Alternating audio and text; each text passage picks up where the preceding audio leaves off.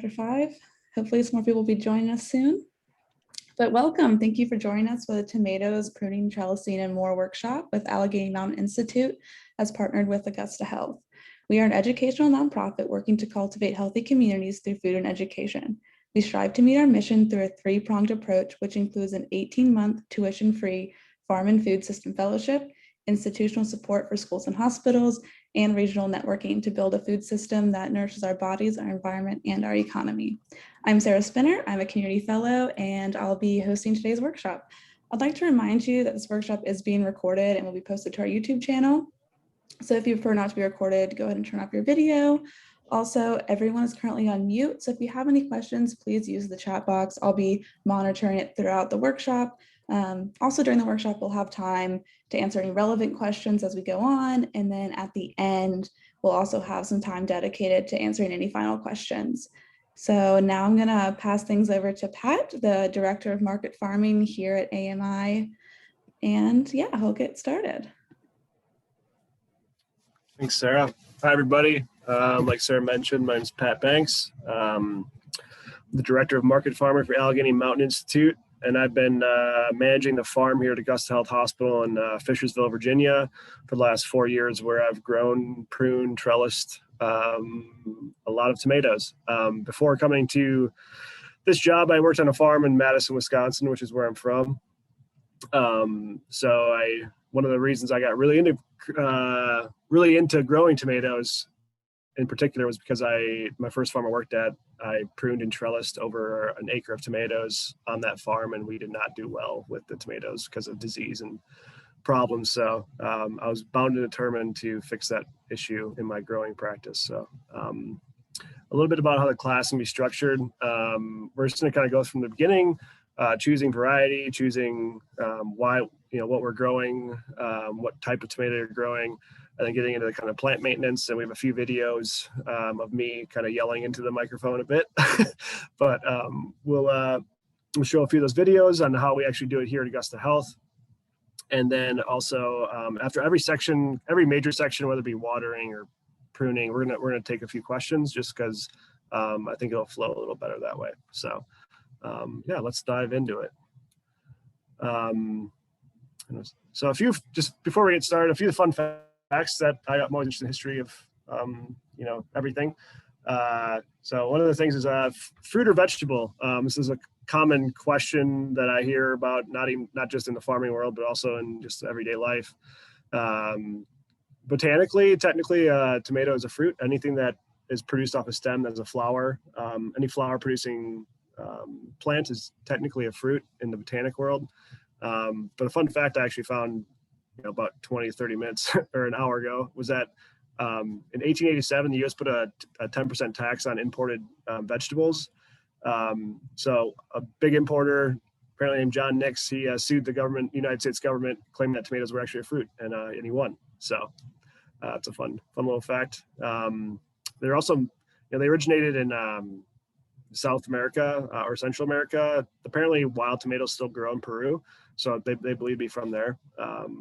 Until the late 1800s, tomatoes in the US were considered to be poisonous, which actually if you eat the leaves in a mass quantity, they can be toxic. They wouldn't like kill you or anything, but they would make you ill if you ate the leaves. But obviously the fruits are very edible, and now one of the most popular household names and items that people buy at the grocery store. So, all right, next slide. Before we get into indeterminate versus determinate variety of tomatoes, I think before I start planning any kind of years, what are my goals for this season? Right in January, I sit down. I'm like, all right, what kind of types of tomatoes do I want? We grow a lot of different types of tomatoes. Are you a homesteader who likes to can? They're paste tomatoes, which are typically good for sauces. Are you looking for, a sandwich slicing tomato for a sandwich or a BLT or something like that? Those are called beefsteak tomatoes. Or are you looking for like a salad, more of a salad type tomato, which you get with your little cherry tomatoes? So before doing that, it's good to recognize like what your aims are. You know, some people just want tomatoes for a month or two, and others want to can and make their own sauces for the year, and you know, do that kind of thing. That'll help determine what you're looking for. And once you narrow that down, you can start diving into these indeterminate versus determinate varieties. So there's a few differences between determinate and indeterminates.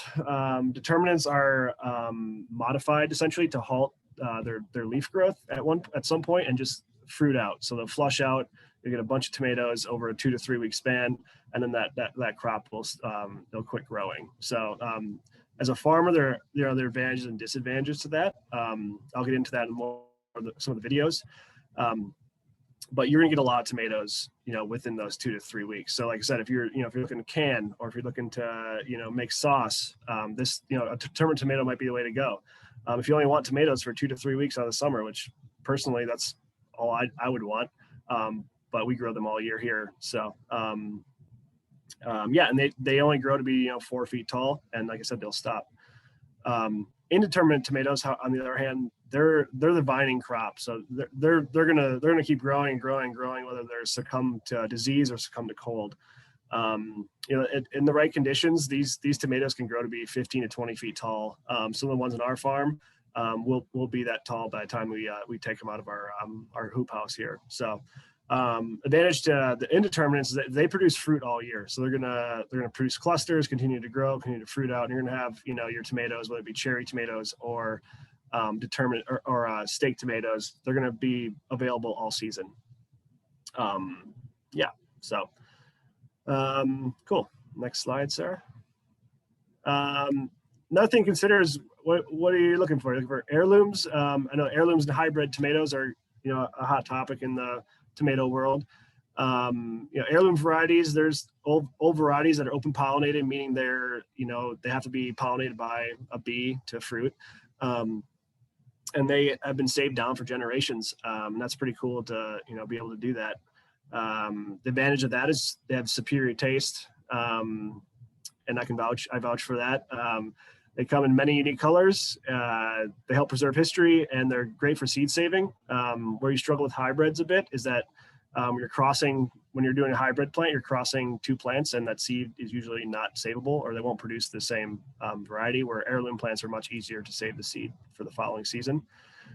Disadvantages being they're very prone to disease and pests, and they grow, but honestly, they grow naturally like a tomato should be growing, but like they grow everywhere. Like their vines, they're very sporadic plants and very finicky. They typically have a smaller harvest than a hybrid tomato, and they're prone to cracking / cat facing. We didn't get a picture on here, but what cat facing is, if you've grown tomatoes before, or if you've gone to a farmer's market, you see like you have the bottom of the tomato is a bunch of like just cracks, like almost like a scab. That's what cat facing is called. It's typically found in heirloom tomatoes. Some of my personal favorites, and the tomatoes we grow here on the AMI farm in Augusta Health, we do grow 100 feet of heirloom tomatoes.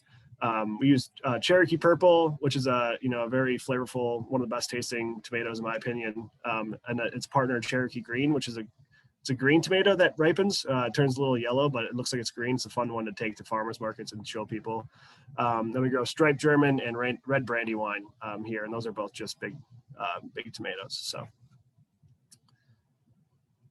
And there's a hybrid tomato. So this, I guess I mentioned, it's intentional crossing between 2 plants, and they pass down the best traits. So you're taking, it's essentially you're genetically modifying through plant propagation of taking your best tomatoes and taking their best qualities. Obviously, advantages are going to be disease and pest resistance. Yeah, and that's the big one. And I encourage people, if they're looking to have a really good tomato and you're having a problem with one of the diseases we're going to go through, is look to these hybrids. They've bred tomatoes to get away from Viscerium wilt. So yeah, hybrids are they have their purpose for sure. They definitely gonna have a larger harvest off hybrids. I wish we had a better picture of our tunnel in here, but you could definitely be able to tell a difference between our hybrid tomatoes versus our heirlooms. And it's going to be uniform. So not a lot of that cat facing that I was talking about with the heirlooms. It's going to be, you're going to see your round red tomato or, your round orange tomato. It's going to be very, very tomato-like. or what we know as tomato-like. So some of the disadvantages, I would say it's less flavorful compared to an heirloom.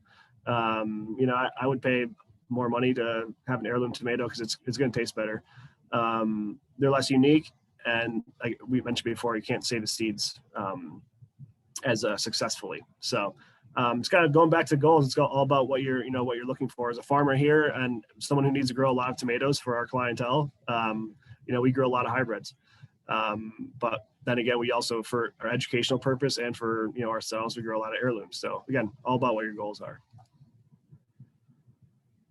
And that's a fun picture of heirloom versus hybrid. You got your standard red ones, although there are orange and other color hybrids out there, but they are pretty much all red. Then you got your heirlooms, which obviously come in many different colors and shapes and sizes. So, all right, now let's get to planting tomatoes. I know if you're on here and you're growing tomatoes, you probably have already done this, but I just want to touch on it for those if you have not grown tomatoes. Tomatoes can be planted obviously in the ground, in pots on your porch, or in hanging baskets. We actually trialed hanging basket tomatoes in our greenhouse that worked semi-well.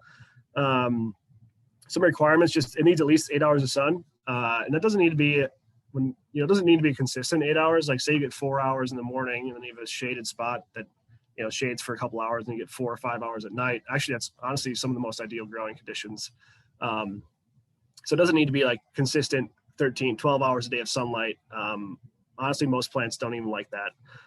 So if you have a spot on your porch that gets 8 hours of sunlight, you'll grow great tomatoes in your pot or in your garden. You'll need well-drained, slightly acidic soil with lots and lots of organic matter. They're going to be heavy feeders, and we're going to get into that in a bit here. When you plant your tomato initially, you want to bury that. It's unlike most crops. You want to bury that tomato as far down as you can. A unique feature of tomatoes is they grow little, like you can see if you look at a stem of a tomato, they have little white like it looks like fur, but those are actually roots trying to extract into the ground. So the deeper you plant, the more bigger established root system you'll have. And proper spacing, it depends on what you're trying to do. 18 foot and a half to 2 feet is going to do well. If you're very on top of your pruning, which we'll get into in a bit, we cram our tomatoes in. We have in a 30-inch bed, we grow 18-inch spacing in between our rows and our plants. So it's a lot of tomatoes in one small space, but we definitely spend a lot of time pruning tomatoes, which is what we're doing today, actually. So, okay, so let's get into it. So why prune a tomato? When you're thinking about wanting to prune a tomato, you want to focus, just if you think like about the plant itself, it starts out with as a main stem, and then it's going to try to branch off at these sucker points. And you can tell in this picture, Sarah has pointed to our sucker plants here. These plants, those sucker plants are going to try becoming a main head. So the plant's going to start putting its energy into those sucker plants. So it's got not only what your main head started out as, now it's trying to do these offshoot heads as well. So the amount of energy it puts into those offshoots, it's taking away from where you want your main stem to be, which is where a lot of your fruit production is going to take place. And every main head will throw off fruit production as well. But I'm going to skip down a bit. The fruit development is big for us here. We want consistent size and consistent fruits, and by taking off those sucker plants, you're going to allow yourself to have consistent fruit size on your tomato plant. If you left, say you were to leave these suckers on, they would continue to grow as main heads and throw off fruit, therefore producing, instead of having one cluster of 6 to 8, you have 4 heads producing 4 clusters of 6 to 8. Those fruits are going to be very, very small. So that's what you'll see if you've grown them in the past and you've noticed your fruit size, like as the season got on, that your fruit size like shrunk. That's a main reason why. Another main reason to sucker is to create more airflow within your plant in your planting space. A lot of your diseases, which we're going to talk about in a bit, come from fungal diseases of high humidity and stagnant air. That's caused by all this growth. You're just creating essentially a bush. And if you don't prune, that air is going to stay in there. That fungal disease is going to, the fungi they're going to like that humidity. And it's going to take over and cause disease on your plant. So it helps with disease management too. Yeah, I know we covered a lot there in a second. Any questions around why to prune, or we'll get to more of the how-to in this video coming up here, but I just wanted to pause for questions if there was any.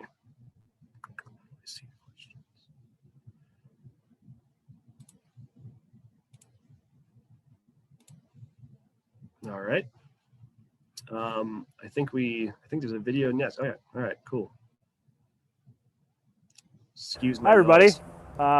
To our high tunnel here at the AMI farm at Augusta Health. Inside this high tunnel, we are growing strictly indeterminate tomatoes.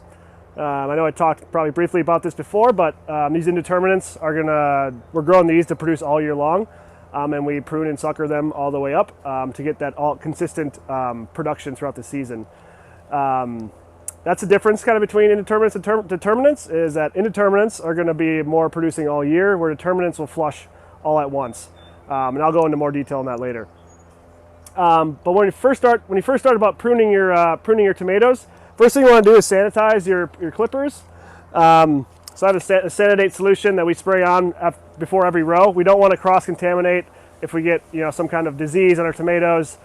We don't want to spread them from either plant to plant or row to row. So if you are working with a tomato that does have like some kind of disease on it, I recommend sanitizing your pruners. So just simple, we use a Sanidate solution that's antimicrobial. Give a little spritz there and clean off, and then you're good to go. So when you're pruning your tomato, every tomato is most solanaceae plants. So your peppers, your eggplant, your tomatoes, they're vining crops. So they're going to want to shoot off sucker plants. And these sucker plants come in every node of where a leaf grows. And you can see on this one right here that I'm standing next to, there's a main stem, which I'll point to here. And then it keeps climbing, and then there's a leaf right here. And this leaf, there's always a node where a sucker forms.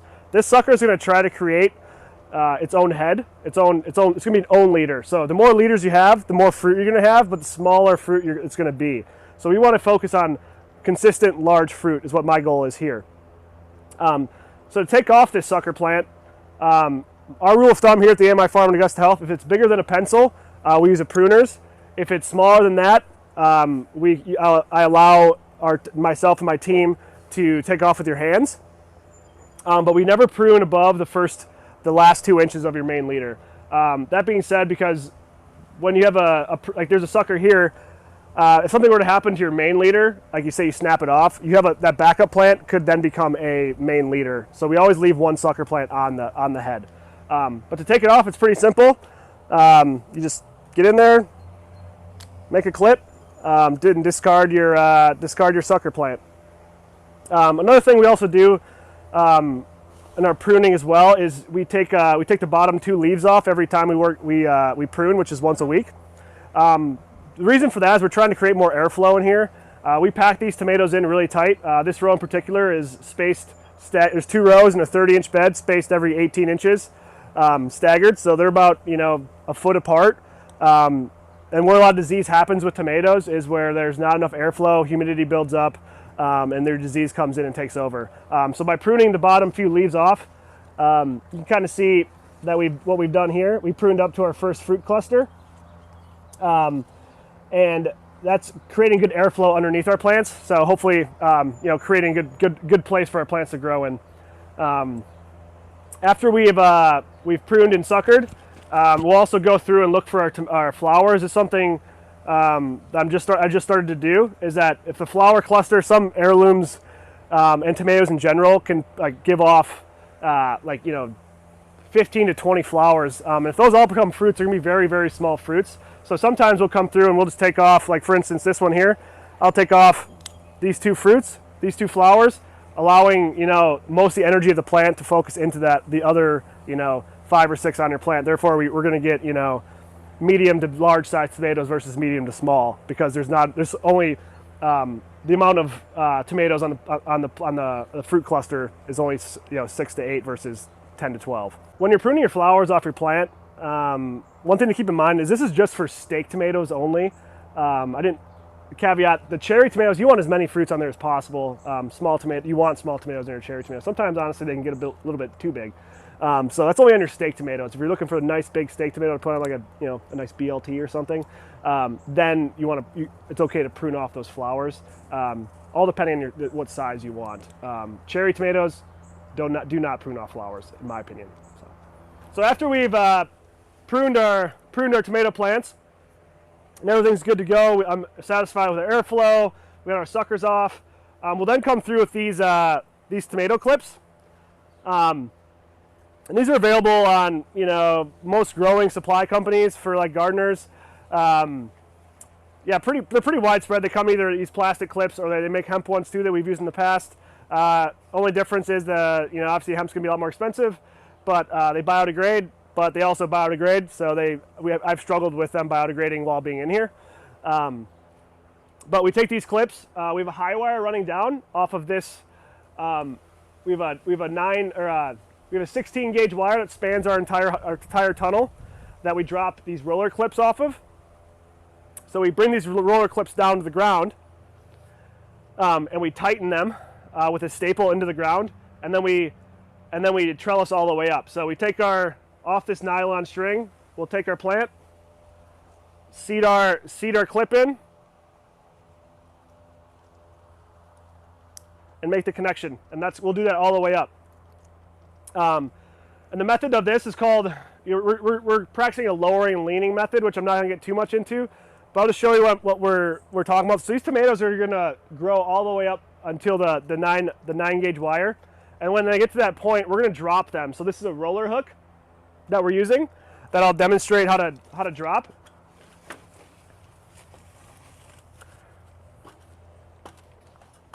So the tomato grows all the way up to this point. The tomato grows all the way up to this point. We're gonna have it clipped all the way up, do pruning and suckering, and then it's gonna keep going, but we're gonna want to keep producing and controlling it. So we're gonna bring it down. What you do is this is a roller clip, so it has more twine wrapped in here. Now we're gonna drop this tomato, and I'll just show you quick from the ground, just for example, is that we're gonna drop this tomato, and then we're gonna take it, and we're gonna move it. We're gonna lean it. So it's gonna lean this way, and it's gonna continue its growth up, continue the growth pattern up. It's just allowing more space, and we'll continue that process all the way down. This is probably, from me to the ground, is probably 10 to 12 feet. At the end of the season, this tomato is going to be about 18 to 20 feet long by lowering and leaning throughout our entire tunnel here. And then around mid-September, we're gonna top our tomatoes. So the benefit of that is that you're pretty much telling the tomato to stop producing flowers, stop growing, and focus your energy on the fruit growth. So we'll do that about early to mid-September, and then we're hope to have the plant focus on its fruit growth, and then we'll take them out about mid-October. But yeah, that's how we prune and trellis in here in our high tunnel.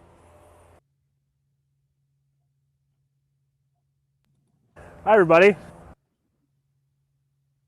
Cool. So a few things I want to impact or dissect on my video there is that there's a few points that I don't think I've harped on enough yet. And one is sanitation. When you are pruning and trellising and taking stuff off your plant, if you have an infected plant especially, get that off make sure you sanitize your clippers, wash your hands, and then also like take away the plant pieces that you have taken off. And if you use compost, do not compost them. I would recommend actually either put them somewhere where they can degrade, or just you don't want to be reapplying that to your soil with that in there. And then also I see we have a question in the chat. How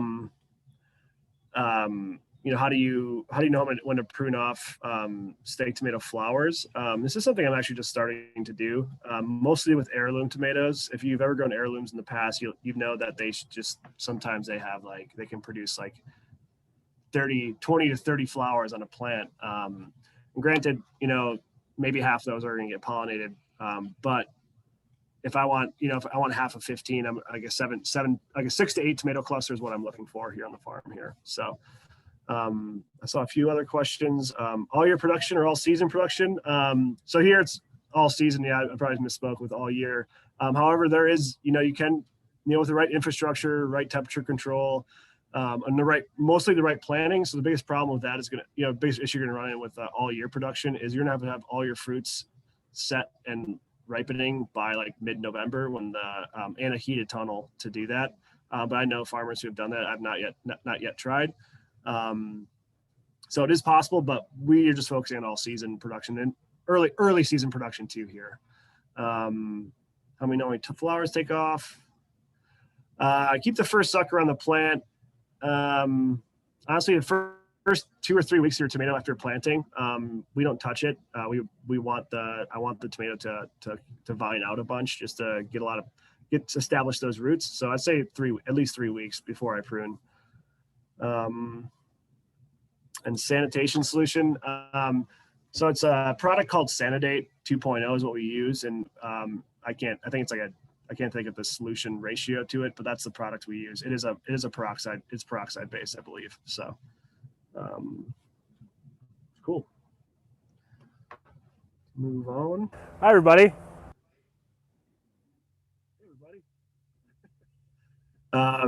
Cool. So next part of this is plant maintenance is trellising. I have another short video here after this slide, but I know I touched on the trellising system that we did in our high tunnel there. Obviously it's going to provide your tomato with support, allow you to prune, create that airflow in there. If you left your tomatoes go without trellising, you can do that. It's not wrong.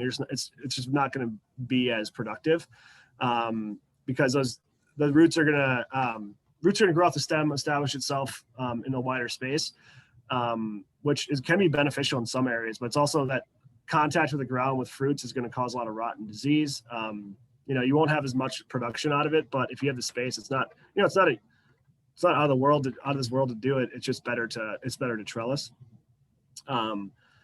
The high wire lower lean method that I mentioned in that video, it requires a lot of time and labor. Like for instance, me and one of my coworkers, Dylan, I think he's on this call actually. We spent probably 2 hours today pruning our tomatoes in our tunnel, which is probably, in total is probably 400 feet of tomatoes. So it's a lot of tomatoes, but still it's a lot of time and labor for us to do that. It's really only good for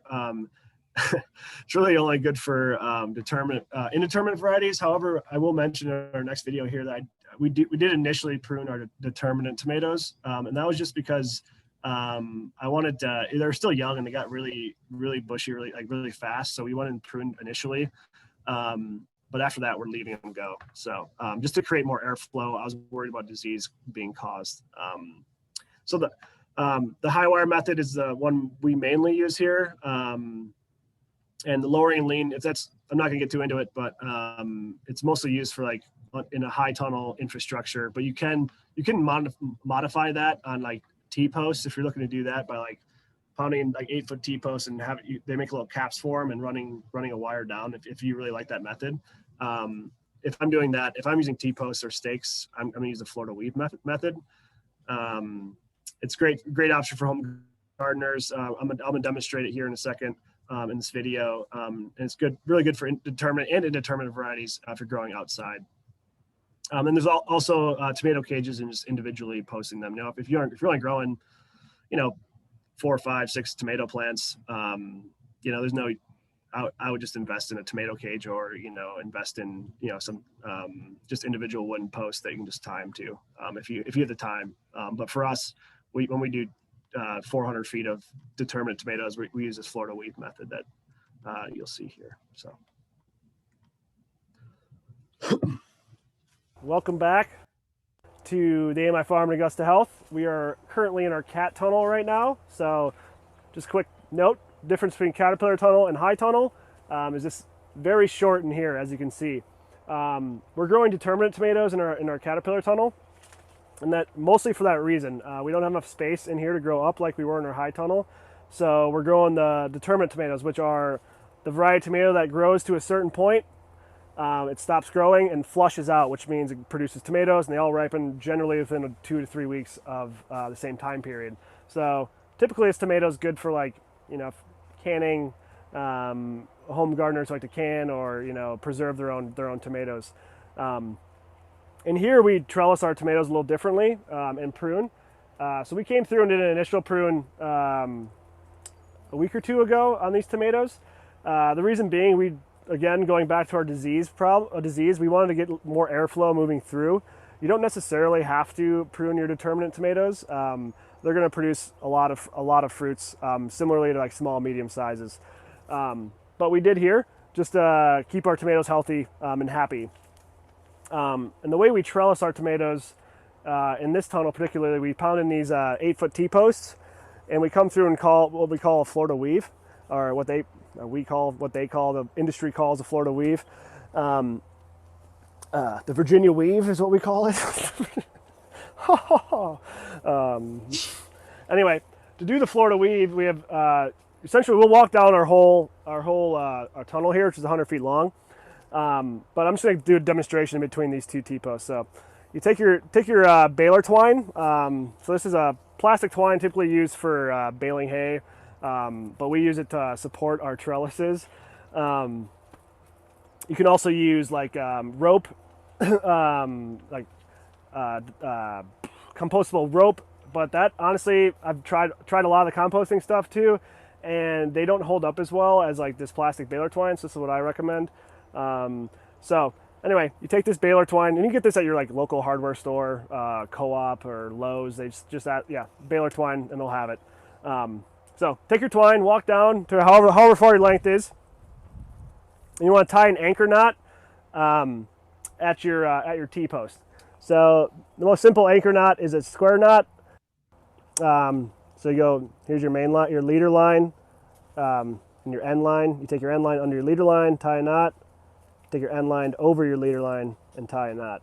So it's just essentially tying a knot in the opposite direction. So after you got your knot, we have 1, 2, 3, 4, 5 plants. Essentially what you do is just weave through them. So you go, your first plant you go in front of with your twine, and the second plant you go behind with your twine. Third plant you go in front of with your twine. Second plant you go behind with your twine. First plant in front, and then you come to your post and you tie off a nice tight line.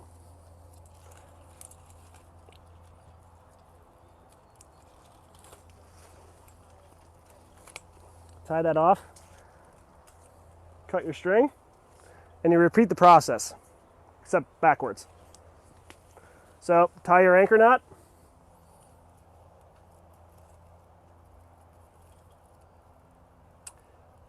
and then instead of going in front of this plant, we go behind it. Instead of going behind this plant, we go in front of it. And you do that all the way down, just reverse of what you did prior.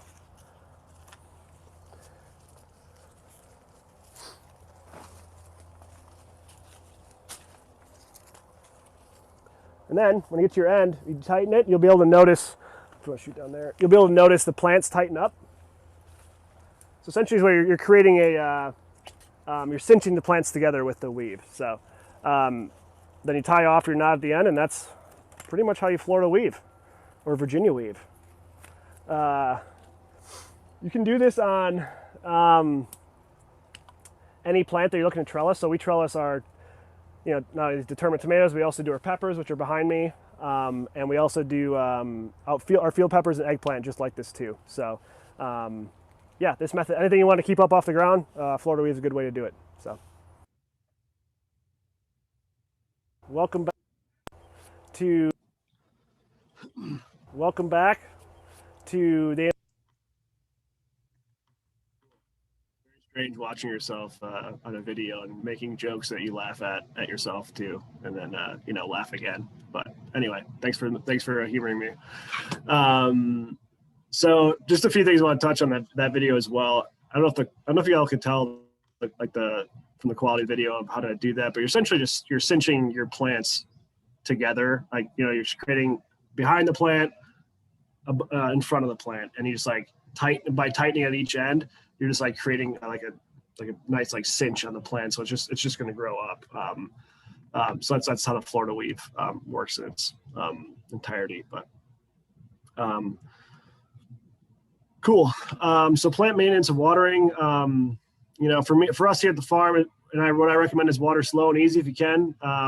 If you're not familiar with drip line irrigation, that's what I recommend using for tomatoes. It's just a slow drip every couple seconds. It's going to drip off, and we water for every 2.5 hours, pretty much every other day here in the height of the season. You're looking for like 1 to 2 inches of water a week for these tomatoes, but you don't want to do that all at once, or you don't want to do that. You want to do it over time. So if you only have like a watering can, I give it a nice drink every other day. Is what I recommend. Watering at the roots is important. Avoid getting leaves wet. As we've talked about, and we'll talk about here again in a minute, is that the more the leaves are wet, the more prone it is going to be to like a fungal disease. So avoiding the leaves at all stages, really, even if you have a greenhouse, or if you have, if you're starting your plants, really try to avoid getting your leaves wet. They're very finicky when it comes to a lot of diseases. So I recommend having a schedule for for your tomatoes. For us here at the AMI Farm in Augusta Health, we don't grow any tomatoes outside anymore. It's all under cover in those plastic tunnels.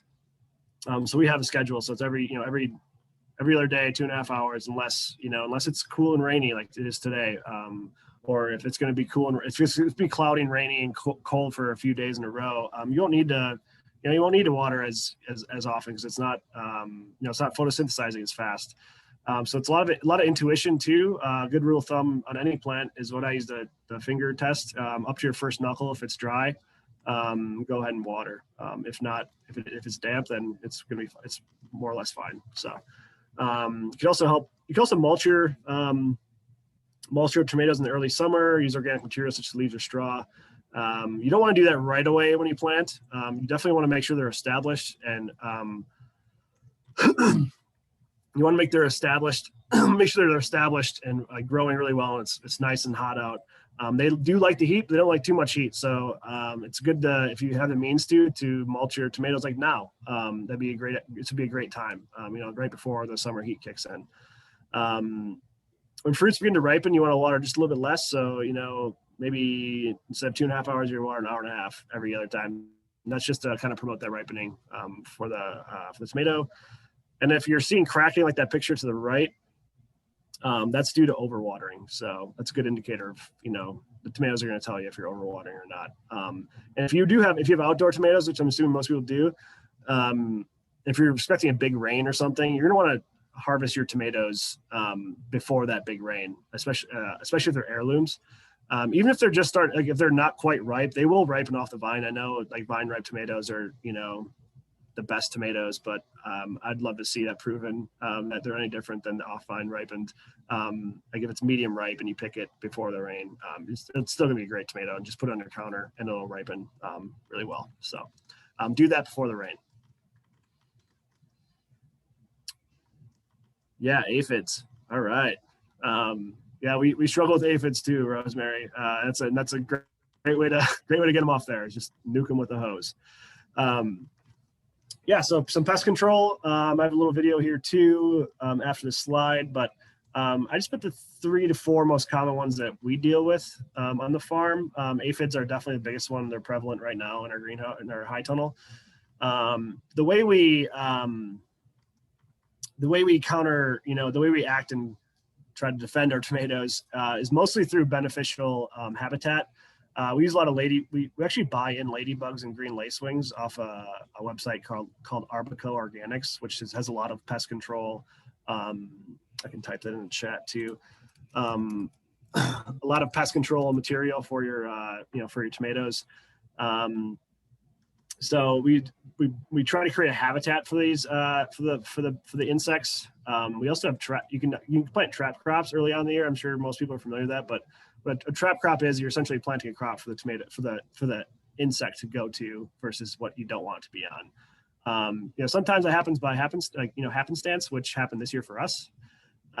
We planted eggplants in our high tunnel too, and most of our aphids are on our eggplant right now, which, you know, is kind of a bummer. And we are definitely trying to get them off, but in hindsight, you know, they're not all over our tomatoes like they have been in the past. So trap crops do work. And if you are going to act, I think I mentioned this in the video, but we use neem oil and insecticidal soap. They sell both of those as actual products, but you can make your own insecticidal soap as well. There are other products, but these are the ones I'm most comfortable with. So, you know, white flies are, you know, they show up later in the growing season for us. Like the aphids will probably start moving out here in the next month or so, and the white flies are going to start moving in. So we're still trying to build up the beneficial habitat with wildflower mixes inside of our tunnel to grow flowers for the good guys to come in to fight off our pests. Then we also see tomato hornworms and armyworms. You know, they're later in the season, but you know, we rely on parasitic wasps to help combat that. You know, we pick our fruit fairly early once the armyworms come in. So once they start ripening, we usually pick. This will be about mid-August. We'll start picking our tomatoes when they just start to ripen, so that mostly the armyworms don't have a chance against. And you can also use BT, which is an organic listed spray as well.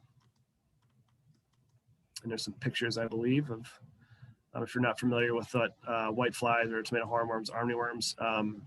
If you are an avid gardener, I'm sure you've seen in your garden, if you have a beneficial habitat, you've seen parasitic wasps all over these guys too, which they'll have like little white eggs coming out of the bodies of the worms. And if you do see that, leave them. They will then be hatching and creating more wasps. So.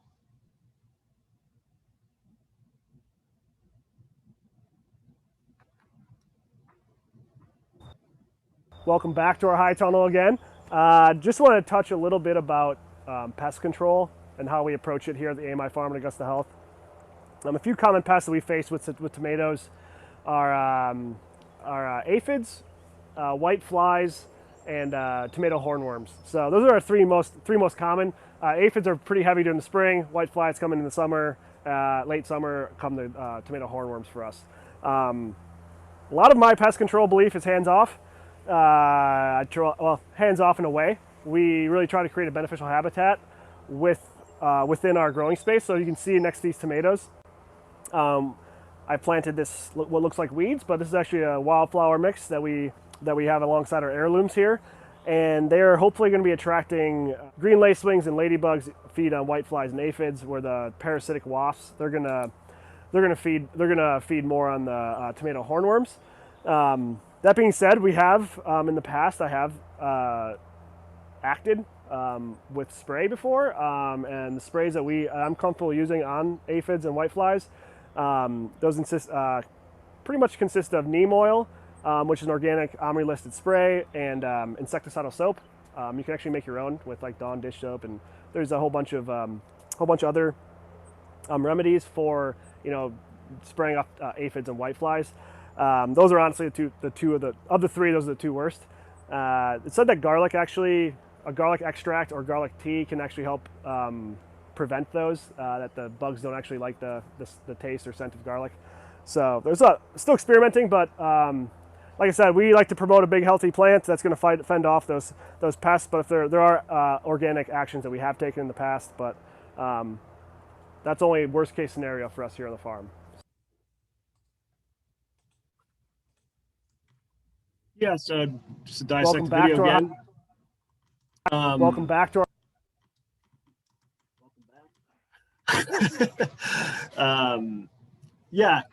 Chad asked a question of what is the perspective on beneficial plants like marigold nasturtium for pest control. I'm a big believer in, as I mentioned, in beneficial insects. There's rumor, not rumor, but like it's not studied very well on like, you know, does the scent of marigolds deter tomato or like aphids off your tomatoes? I'm not sure, but I'm willing to believe in it. I'm willing to believe in that, and also like that they're going to bring in like beneficial insects like green lacewings or like ladybugs to feed off of. I think that they do, and they're beneficial to have. The thing about when you start to think about like beneficial insects, especially as a farmer, is the biggest thing to like get behind is like, all right, you know, there has to be aphids for the lacewings to be there, and there has to be, you know, hornworms for the parasitic wasps to thrive too. So like it's been the hardest thing to like switch mentality of being like, okay, there's aphids in the greenhouse, but like how many aphids, right? Not like there's going to be aphids in there, but what's like a good balance of aphids? And like, you know, I can't give you a like, you know, I don't count them obviously, but like if there's an extreme like amount of aphids, like there were on our eggplant, for instance, 2 weeks ago. Yeah, I came in and I sprayed neem oil on them to get them off. But I also ordered lacewing eggs, and you can off this website to get them, you know, start creating that balance in the high tunnel. So, yeah, it's kind of a switch, and I'm not, you know, I'm very pro beneficial insects and beneficial plants. However, I'm not going to eliminate, you know, sprays out of my toolbox, because there's going to be a time where I'm going to need, you know, we're going to need to do it. You know, every year is different, and every season's different. So yeah, there's times I act and times I don't. But I do plant nasturtiums and marigolds all over the place. So I'm a big believer. Yeah, for sure. Some common diseases. We're just going to kind of run through the 4 most common I've dealt with here at the farm, and then preventative measures. Blight is a fungal, so early/late blight. Both of them are fungal diseases, which is caused by high humidity, heat, and rain. I would say probably not just the most common disease in Virginia, but probably overall is what you're going to deal with. It can live up in the soil for up to a year. Rotating crops will help alleviate like these issues. Outdoor tomatoes are more susceptible to this disease. So yeah, when it rains like it did this afternoon here, you know, it's humid, really humid here Monday, poured down rain. I would bet we're going to see early blight on our tomatoes if we had them outside. Actually, we are seeing them on our potatoes, for instance. They are common within the family of Solanaceae, which potatoes and tomatoes belong to. So another common disease is Septoria leaf spot. Again, fungal disease caused by high humidity and heat and rain. There's going to be a theme with all these diseases. It's pretty much high humidity, heat, and rain. Appears on the lower leaves first, and that's just like most, you know, every disease appears on the lower leaves. Starts on the lower of the plant, it'll work itself up. Typically found, I'd say this starts to pop up probably in August. Would be on our outdoor tomatoes. Again, remove lower infected leaves early. I'll get to how to kind of manage these diseases in a bit.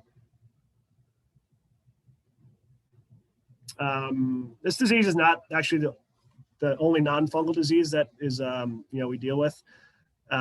This is blossom end rot. Happens on, you know, your tomatoes. It can happen on your squash. It can happen on your peppers. It can happen on, you know, a lot of your fruiting crops here. And mostly it's a calcium deficiency in your soil, and inconsistent watering. To help with the calcium, you know, we use a lot of compost, which inherently has a lot of calcium in it. So that's how we fight against it. And your first few fruits are often cautioned on like overreaction of diagnosing things. So like if your first pepper has blossom end rot on it, or your first tomato has it, or your first squash has it, it's not quite the issue. It could be a pollination issue as well that can also have those deformities. So I would say if you're like, you know, if it's happening within your whole entire fruit cluster, like this one has it, then definitely you have a problem. You can either inject, like if I had a problem out here, we'd inject calcium into our drip tape. And if that didn't work,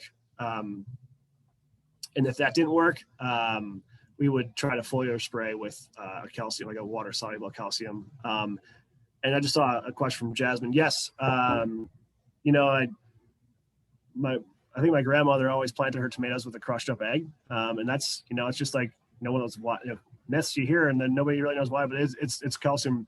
That's you know, people add Epsom salt to their Epsom salt and some tomatoes, same thing.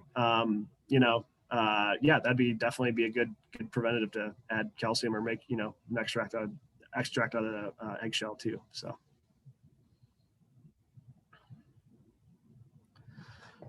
So how to prevent and control like the most common, like late blight, early blight, some of the wilts. One, just use good quality seeds and transplants, and choose variety. And, you know, and if you're willing to and you want to, choose varieties that are resistant to your most common disease. Ones I didn't mention was like Viscerium wilt. They make a lot of these hybrids that are resistant to late blight, resistant to early blight. So what I recommend is, if you're looking for a lot of tomatoes and are willing to buy and want to buy hybrids, that'd be the way to go to try to prevent it. Just kind of see a late, like, identify your disease, make sure you have it in the next season. Buy for that that disease. You can use proper crop rotation. So try not to plant. I know on a home scale, it's a little difficult if you only have a little space to grow.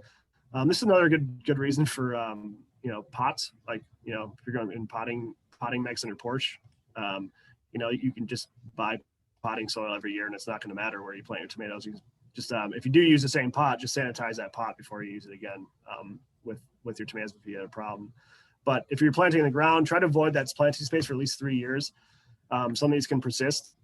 There's also something I've been very interested in and have not yet tried yet, but you can grow cover crop that apparently cleanses the soil. It's a mustard. It's a Nebraska family. So it has a toxin in it that you mow it in after it comes to maturity, mix in your soil, apparently cleanses your soil due to some of its nature. I haven't gotten too into it or I'm very informed on it quite yet, but that's just another thing I've been interested in. Allowing for proper airflow. So pretty much what we've been talking about this whole class, spacing and pruning. Spacing and pruning, yep. So as much airflow as you can get in there as possible. Then remove infected leaves. And I put and burn them, but you can just throw in the woods or just don't compost them or reapply it to your soil. That's one thing I know I mentioned in one of the videos, is that every time we come through and prune, I take off the bottom 2 leaves of the plant, and that's just to keep increasing that airflow underneath the plant. But in removing the infected leaves off, like if you have that leaf spot, remove those infected leaves, every week. Keep working up until there's a point where you're like, I can't really remove anymore. This plant's not going to have any, room to grow. So I put grow under plastic. That's what we do.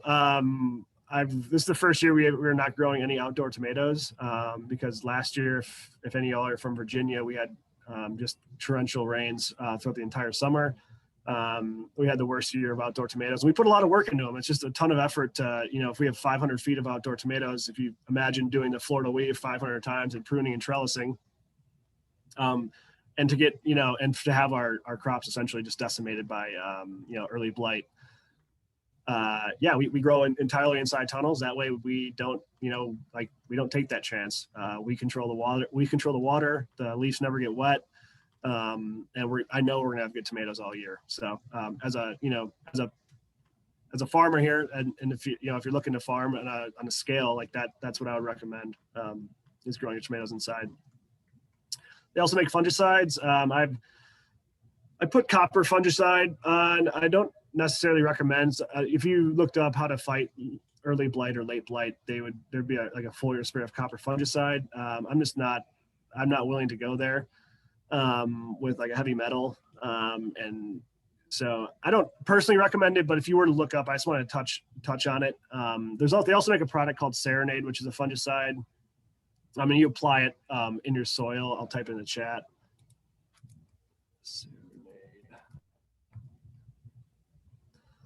And it's a preventative. So essentially you're just adding a fungal matter into your soil, and it's I've had success with it in the past on a few other farms I worked on. Actually, I've never used it here, but that's an option too. So temperature inside of our tunnels, it can vary.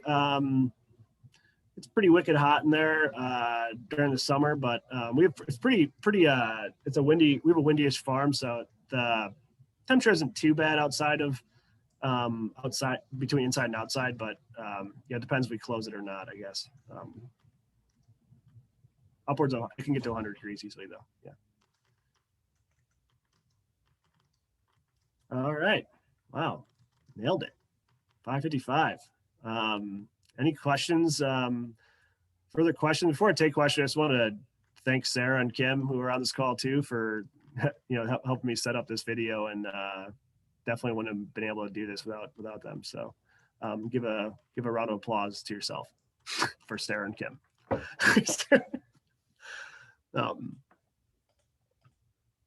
right. You can just stick around for questions. Anybody has them? Okay, well, people can still ask questions. I'll just let everyone know that I'll be sending out a follow-up email. And so that will have a link to the recording that's going to be on our YouTube page. Also, please check out our website. We post events and things like that. And you can also make donations. These workshops are free and open to the public. So donations definitely make that happen, are greatly appreciated. And I hope you guys come to more workshops. And thank you for all of the messages, guys.